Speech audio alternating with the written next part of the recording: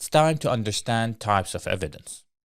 This is important because if people provide bad evidence while they're trying to reason with you, you need to know how to spot that and refute their argument.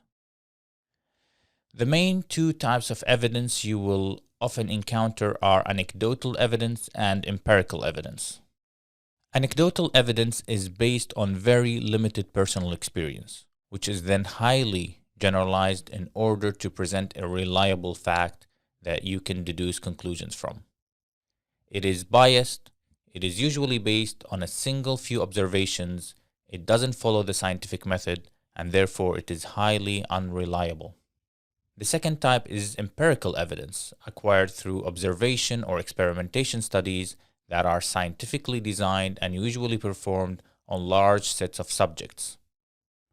The collected data is then analyzed statistically to produce results, which makes this type of evidence highly reliable.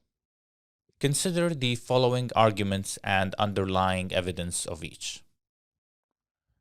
Stop signs are barely visible.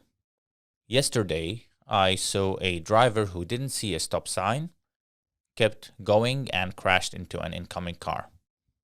Compared to this, stop signs are very visible.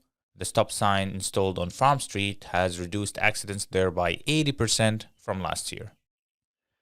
Now, the first argument's conclusion is based on anecdotal evidence. It is based on the opinion of a person who observed a single case study only, so it is highly biased. It did not account for other factors that may have caused the accident, such as the driver may have been texting and driving. The second argument's evidence, on the other hand, is based on empirical evidence. It is based on the result of an observation study of many cases of cars crossing the stop sign over an entire year. The data was then statistically compared to the previous year before the sign was installed. So we can clearly see which evidence sounds more convincing.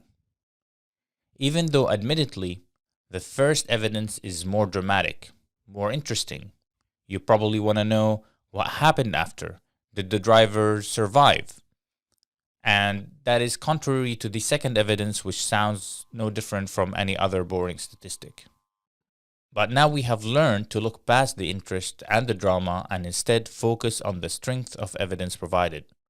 So as a result of this, we reject the first argument and we accept the second argument after, of course, we fact check the statistic that the second argument cited.